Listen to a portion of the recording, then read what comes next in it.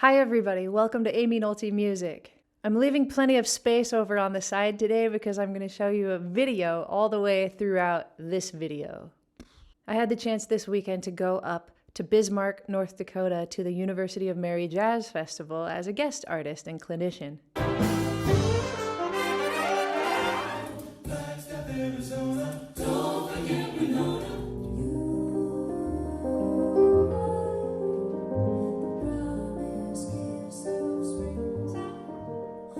When I was up there, I was lucky and got to meet Nestor Torres, who was there with his band all the way from Miami.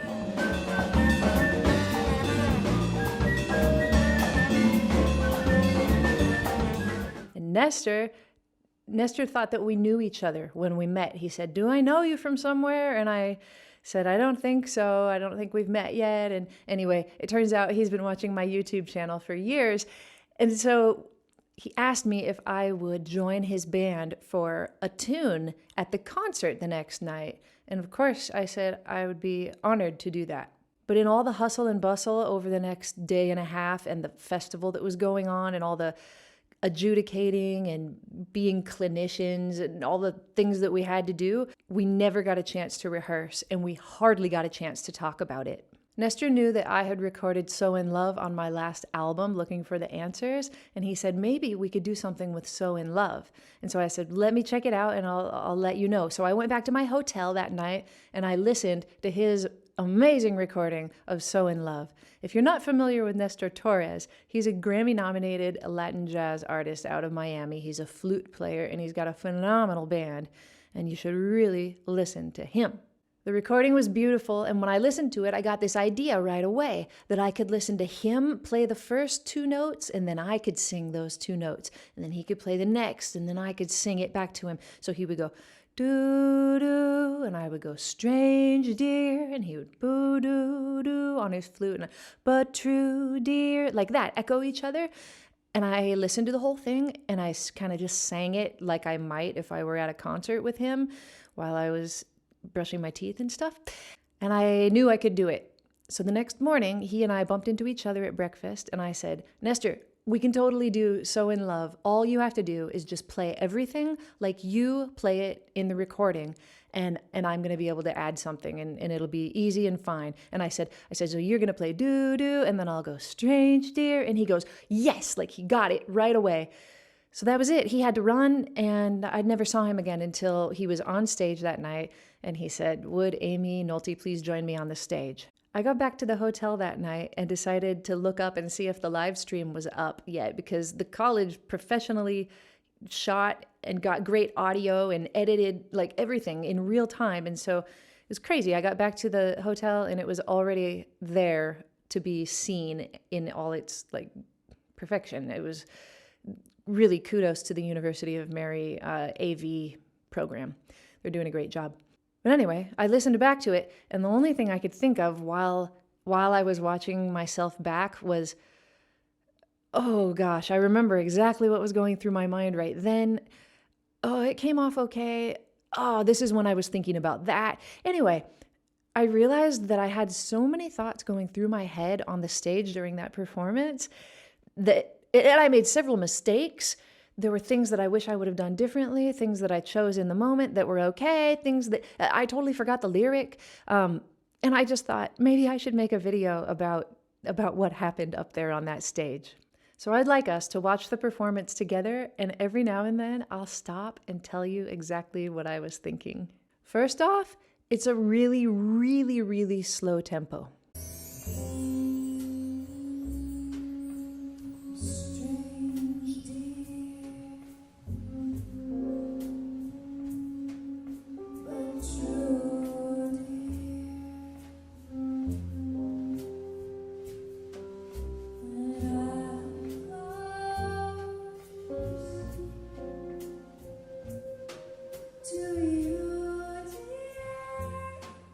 The first four phrases went absolutely as planned. It's just what I had envisioned. The only thing I was thinking about in this moment is It's you and Nestor on the stage, and you've got to have chemistry. So that was about all that was in my mind. I just wanted to have some chemistry with Nestor in the moment. Make sure I had some eye contact with him, make sure I was feeling it. Now I knew that this next part coming up, I was planning to do some harmony. So here we go, harmony.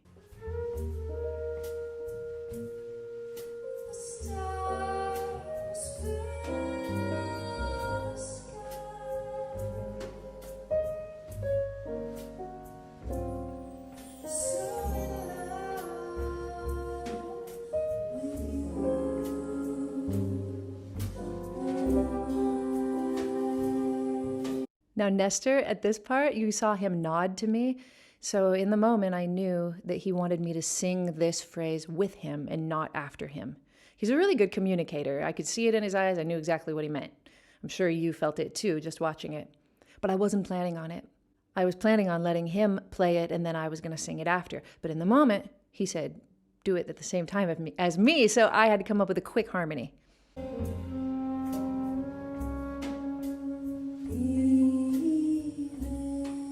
I decided to change the melody a little bit and say, even. The reason I did that was because it was the second time we're singing the same thing, and it's such a slow tempo, I didn't want the audience to get bored, so I thought I should just barely change it, but I didn't want to change it too much because Nestor was the leader, and I wanted him to be in charge of how much things got changed. So I said to myself, after I changed that melody a little bit, I said, if he doesn't change the next melody, I'm doing exactly what he does.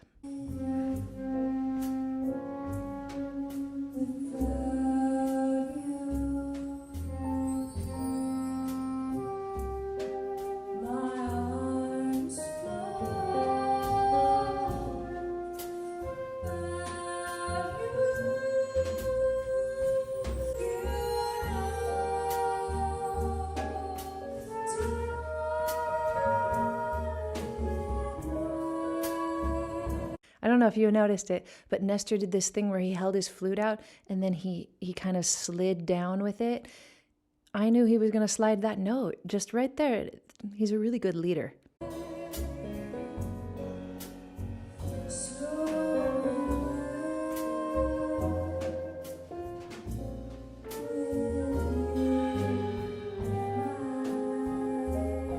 Here's another thing I never realized before, and that's that when you're right up close to somebody who's playing the flute, you can actually, if you watch their lips, you can tell exactly when they're going to blow into their instrument. So I was able to say, am I with him? Because I saw him.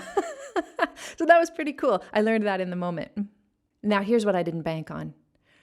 When I was brushing my teeth, going over this arrangement in my hotel room, I thought to myself, I'll let him do the bridge. But I never told him that. We didn't get a chance. Really, we didn't get a chance. So he did this grand gesture to me, like, you are singing the bridge.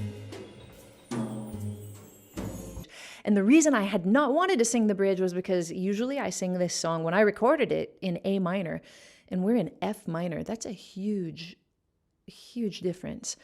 So I knew that the bridge was not in the best place for my voice, and I thought, I'll just let him do it.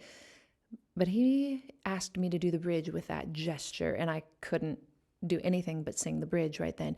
Now, before I came on stage, I was saying the lyrics to myself to this song of the A sections and the C section because I knew it was such a slow tempo that it was different from what I was used to, and I didn't want to forget the lyric. So I was saying those lyrics to myself. I do that often before I get on stage so that I won't forget them when I'm up there. But I never once went over the B section in my head. So what happened to me was on that B section, I totally forgot the words. It's supposed to be, in love with the night mysterious, the night when you first were there. And for some reason I said, in love with the night mysterious.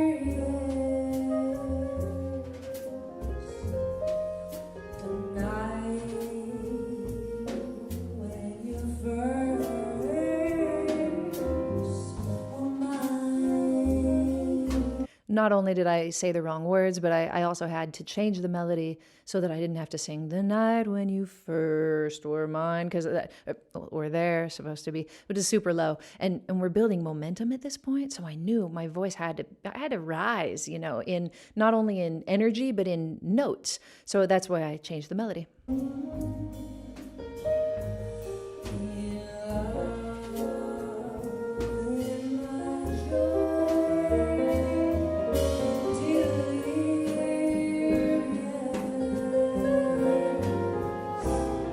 But right now, I'm singing the next phrase, "In love, in my joy delirious."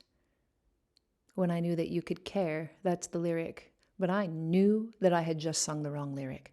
Couldn't remember what the right lyric was in that moment, but I knew that it wasn't that. So my mind is racing, trying to say to myself, what am I going to say that rhymes with mine? And I pretty much failed.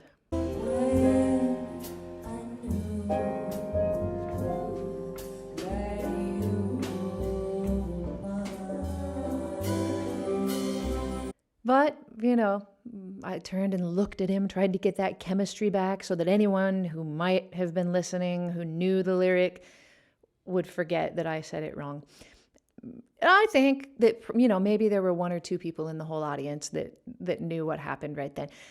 Not that many. And it wasn't that big of a deal, really. And even though I rhymed the word mine with the word mine, I like to think that because I chose to look at Nestor and get that chemistry back, that people might not have noticed. Anyway, it was my attempt in the moment. This is the last time through on the head-in where we're playing this part of the melody, and Nestor, now you can see he is doing little things to change the melody, to make it more interesting, to build momentum. So I'm trying to just kind of carry that energy with him.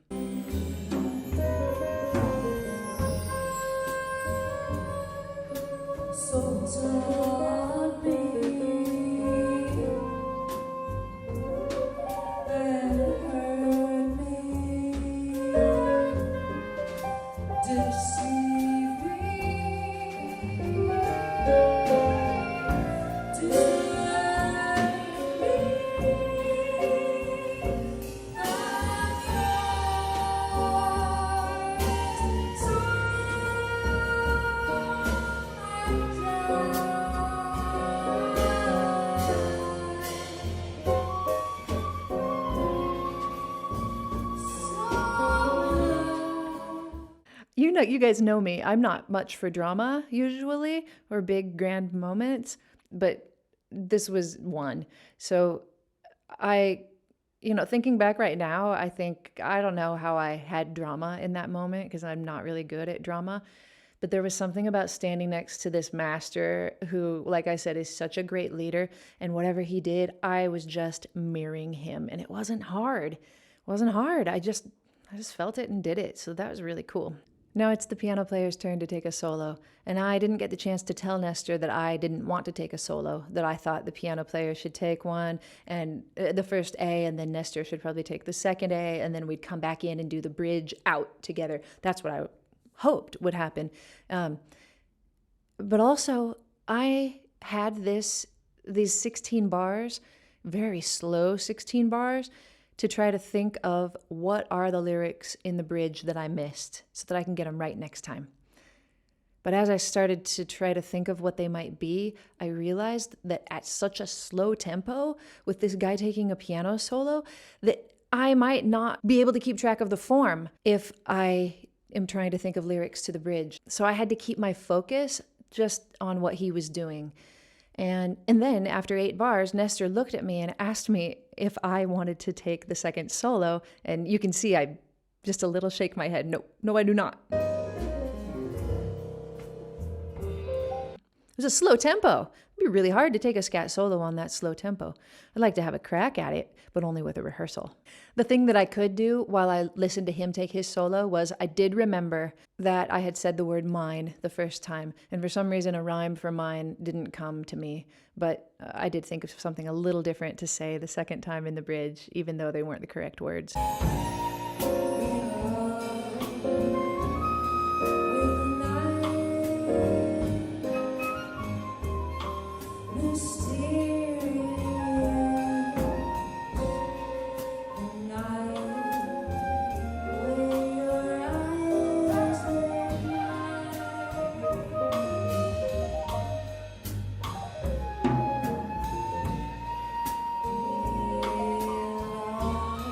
That was a nice thing he did, wasn't it? That bending that pitch, so I thought I'd copy him.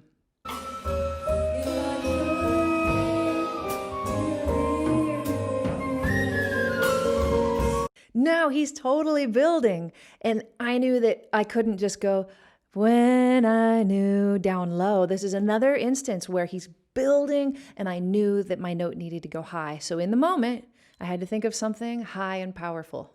This is what I came up with.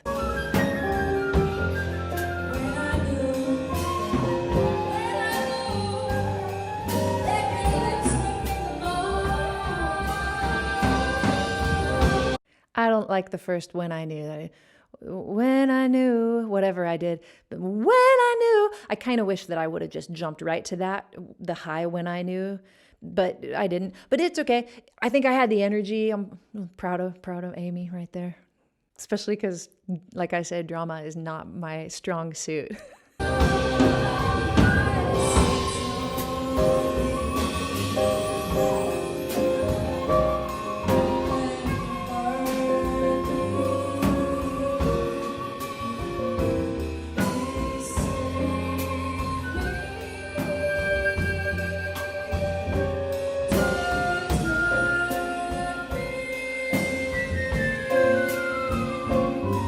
Nestor was playing these phrases so strong, and he's got his knees bent, and I just knew that this time I should not echo him on these phrases, but we should do all of them at the same time.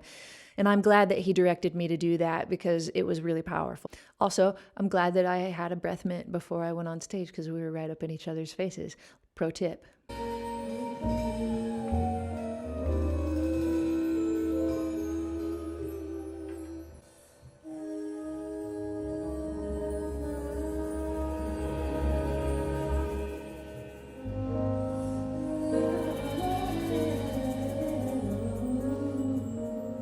All of that harmony right now, that little run, I can't really tell you about it except for that I felt it and I sang it. So sometimes in these moments where we're just making music and really, really improvising in the moment, you kind of rest on your laurels or hope that all of the listening, all of the practicing that you've done up to this point will carry you through.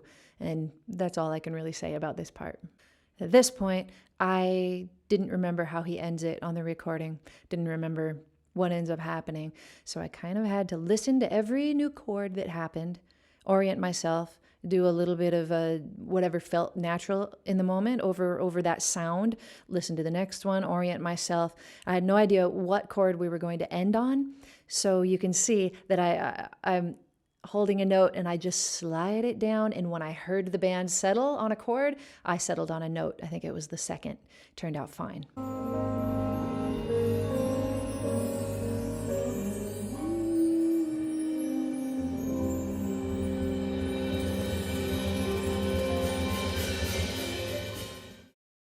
Tell you what, it felt great when it was finished. Like, it was a powerful moment for me on stage. I don't often stand and sing. Usually I'm at the piano. So I felt like a win for me to actually have a little stage presence and be able to pull off drama and eye contact and power and energy, and I don't know, I could do better. I'm sure I could do better, but I was glad. Like, I think it went okay, and it felt really nice, and the audience was really responsive, and we did some kind of crazy hold my hand. I did like a half curtsy. It didn't even know I had that in me. It just felt right in the moment.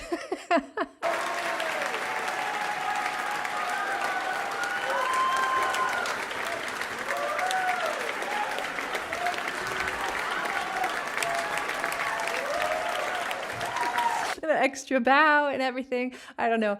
It was really fun, and I'm thankful to Nestor for inviting me up to sing with his fantastic band. And I did learn a lot from him in the moment about how you can direct somebody when you've never even had a rehearsal. He told me all kinds of things with his eyes, with his knee bending, with his flute moving up and down, all those kind of things. They were just the tiniest little details, but in the moment they helped me beyond measure. I had a fantastic time at the University of UMary.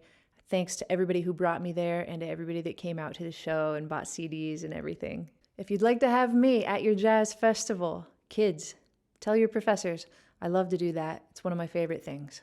Thanks everybody for watching. I'll see you next time on Aimee Nolte Music.